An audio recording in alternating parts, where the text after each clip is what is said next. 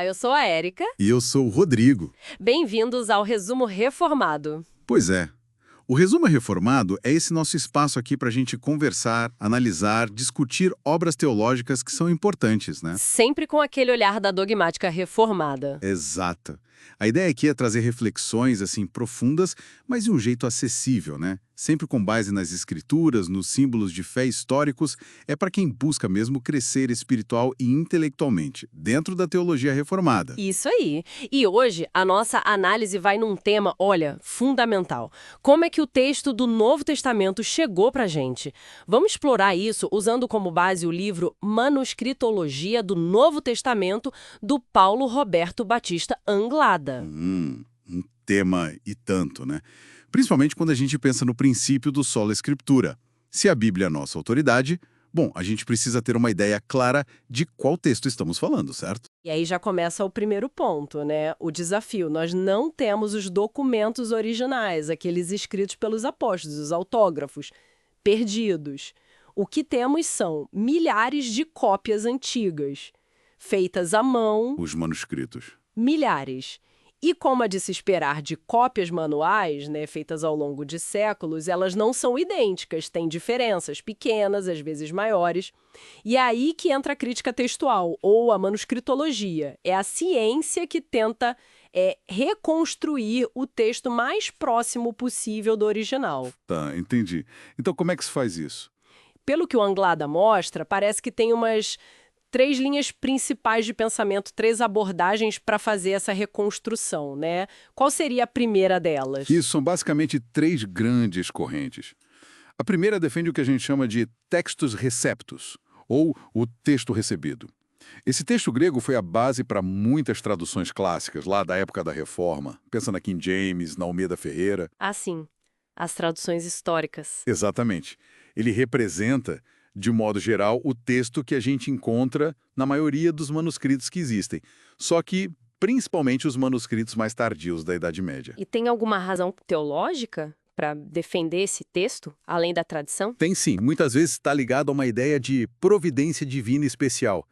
Quer dizer, a crença de que Deus preservou sua palavra justamente nessa corrente textual que foi a mais usada, a majoritária na história da Igreja. O texto mais comum seria, então, o texto divinamente preservado. Interessante essa conexão. Mas imagino que não seja a única forma de ver. Qual a segunda abordagem? A segunda abordagem leva aos chamados textos ecléticos. Aqui a coisa muda. Os estudiosos trabalham mais como detetives textuais, sabe? Montando o texto criticamente, variante por variante. E eles dão um peso muito grande para um grupo pequeno de manuscritos. Poucos, mas muito antigos. Antigos tipo? Tipo do século IV, V, os mais famosos são o Códice Sinaítico, o Aleph, e o Vaticano, o B. Curiosamente, muitos desses foram achados no Egito. Essa escola, a eclética, ganhou muita força com Westcott e Hort lá no século XIX. Espera aí. Então eles priorizam uns poucos manuscritos lá do Egito, mesmo que antigos, em detrimento de milhares de outros lugares. Isso não gera debate? Gera. E como gera? É um dos pontos mais quentes da discussão. E essa tensão nos leva justamente para a terceira via que o Anglada descreve, a do texto majoritário. Ela se parece um pouco com a do textus receptus, porque também valoriza o testemunho da maioria dos manuscritos.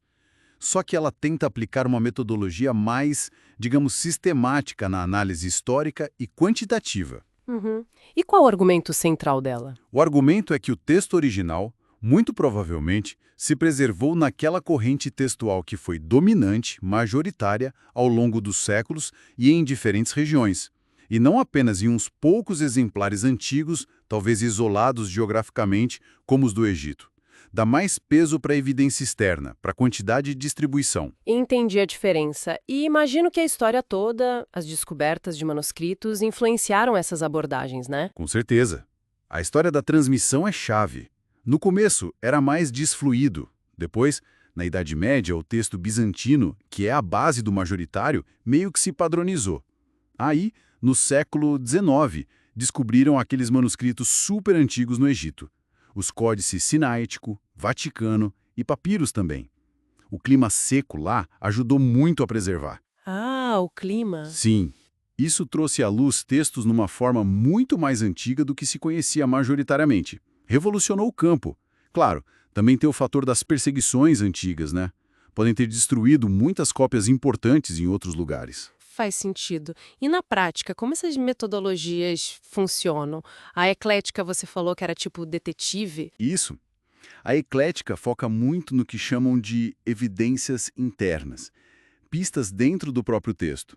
Por exemplo, tem um princípio que diz que a leitura mais difícil provavelmente é a original, porque um copista tenderia a facilitar, não complicar. Ou a leitura mais curta, pensando que é mais fácil adicionar do que tirar algo. Eles tentam ser neutros historicamente, mas, claro, isso também é debatido. E a abordagem majoritária, como ela opera?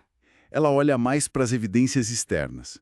Quantos manuscritos apoiam cada leitura, de onde eles são, qual a idade da leitura em si, mesmo que apareçam em cópias um pouco mais recentes. Ela também pode incorporar pressupostos sobre a providência, como a do Textus Receptus, mas busca validar isso com a força dos números, da história, da distribuição geográfica dos testemunhos. Nossa, é bastante coisa para considerar. Mas, para ficar mais concreto, tem algum exemplo na Bíblia que todo mundo conhece, onde essas diferenças ficam bem claras? Ah, tem sim. Um clássico é o finalzinho do Evangelho de Marcos, os versículos 9 a 20 do capítulo 16. Se alguém pegar diferentes tradições da Bíblia hoje, vai ver que muitas têm uma nota dizendo que esses versículos não estão nos manuscritos mais antigos e confiáveis. Ah, que são justamente o Sinaítico e o Vaticano, imagino. Exatamente. Para a escola eclética, a ausência nesses dois gigantes antigos pesa demais. Mas, por outro lado, quem defende o texto majoritário aponta que a imensa maioria dos outros manuscritos gregos e também versões antigas em outras línguas, citações dos pais da igreja, todos eles incluem esses versículos. Para eles, essa evidência externa massiva é que conta. Uau! Fica bem claro como as premissas diferentes levam a textos diferentes que chegam até nós. Mas então, conhecer tudo isso não serve para deixar a gente com o pé atrás com a Bíblia? Para minar a fé? De jeito nenhum. Acho que, ao contrário, serve para a gente ter uma apreciação mais informada, mais consciente das escrituras, das traduções que a gente usa. É um estudo sério, cuidadoso, que, na verdade, combina muito bem com a tradição reformada que sempre valorizou o estudo rigoroso da palavra. Ajuda a entender por que tem nota de rodapé aqui, uma diferença ali entre versões. É verdade. Isso deixa a gente com uma boa reflexão, então. Como que entender essa história toda, essa complexidade da transmissão do texto do Novo Testamento, pode enriquecer ou talvez até desafiar o jeito como cada um lê e confia na Bíblia no dia a dia. Uma ótima pergunta para se pensar. E com ela, a gente agradece a audiência por estar conosco em mais este Resumo Reformado. Até a próxima.